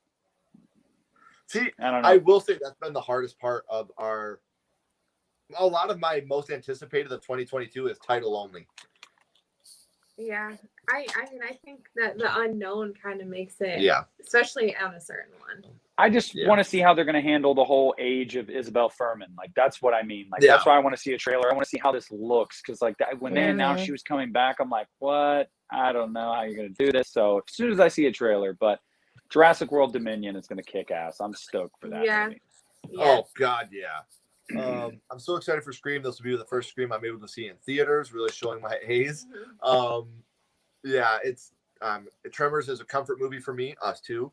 Ken, you missed some comments. I always do. I suck at this. Oh, I bet it's Kirby. Yeah, I seen that, but I did not. I'm too scared of spoiling it for people. Bond. I want her back. I love her. I know. Me I'd too. love to have her back, but J Deb subscribed to Mel. Thank you so much for doing thank that, you. buddy. Enjoy. Wish my dad had that mindset. I didn't see horror movies till like 12, but at the same time, I would watch movies like Coraline on repeat and force my friends to watch it. Gateway drug horror movies are awesome. Coraline, The Gate, I think is a great gateway horror movie. Ghostbusters is another big one that I think is a really good start to horror.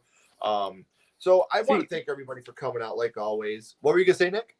I was just going to say the thing with my mom was, we could watch these movies with her, but as soon as boobies came up, it was like hand over the face until the scene was over. I could watch everything else. My 13-year-old. Yeah.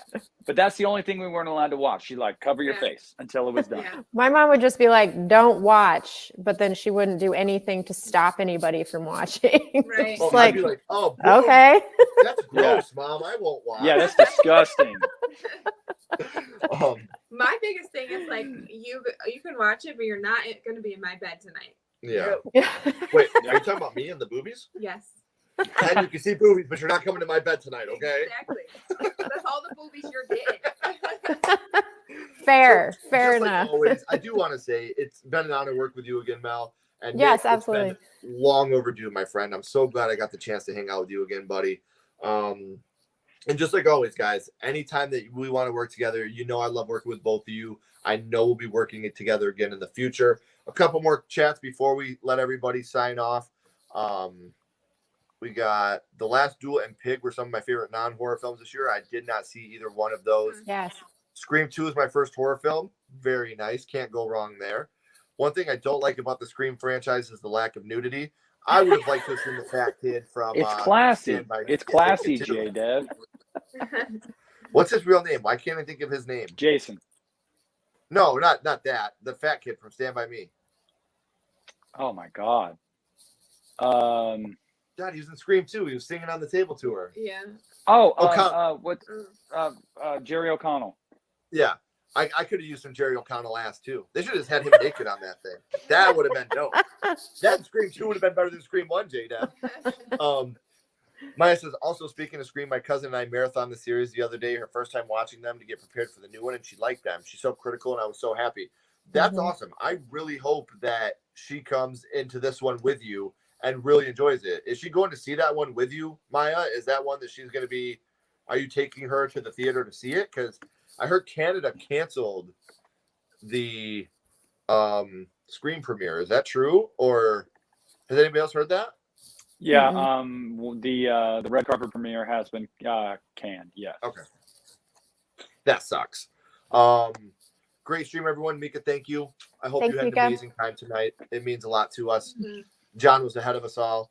It is better. I knew that was coming, J-Dab. So the lack of horror was no advantage when I started buying the Friday the 13th series. So, guys, I want to thank you so much for coming out. This meant a lot to us, and I get to work with two of my really good friends. So you two don't go anywhere. Got a couple more questions for you about some bumper stickers. Everybody else, as always, if you haven't yet, subscribe to these channels down here in the description. I was going to say I was jump scared by the nudity in Friday the 13th. There's a lot there to be jump scared of. Until next time, guys, keep talking horror. Stay what you are, and we'll see you guys soon. Bye, guys. Hey.